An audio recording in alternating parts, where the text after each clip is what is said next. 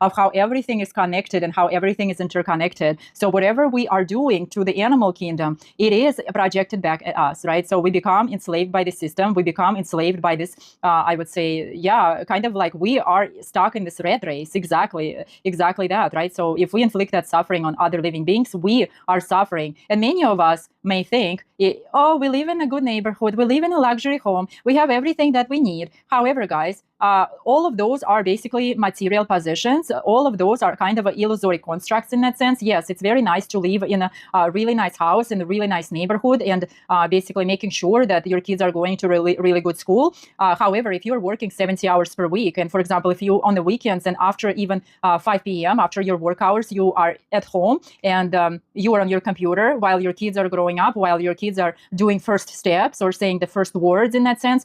So whatever is being missed by attending this kind of corporate enslavement, it's basically is very, very precious what we need. So we're kind of exchanging this, I would say, the desire for material possessions in that sense by being stuck and being overworked at our corporate environment, even business owners, right? Many of us think if we opened our business, we're kind of like out of the rat race. We're kind of working on ourselves. But guys, I know how business owners are working. There's so much responsibility. There's so much to handle in that sense. Business owners are being overworked as well. So by being a business owner, it doesn't mean you can just like chill out in that sense, right? And do absolutely nothing.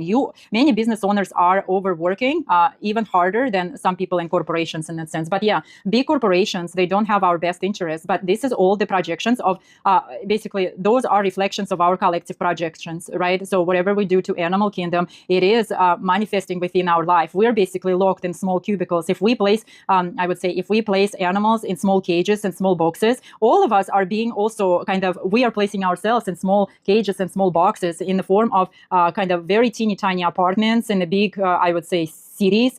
We are placing ourselves in cubicles. We're placing ourselves in kind of office boxes. I call them office boxes. Some offices, I know in my office, some offices didn't even have windows, right? It had all this LED lighting and whatnot. And so you kind of sit there with this LED lighting on the middle of the day for majority of your day. So you come to work when sun just basically rised, right? And you're sitting there during all your basically blissful hours of the day when sun is shining, when birds are chirping, when there is so much nature outside, there's so much beauty and majesty around us in that sense, right? And when our kids are playing, let's say, in the park or when they're making first steps, we are there at the desk, right? Like slaving our lives away to make sure we're providing for our family. But many of us providing for the family beyond our needs, to be honest, right? And many of us want to kind of, I would say, what is the movie? There was Keeping Up with the Joneses, right? Keeping Up with the Joneses. And so this constant gratification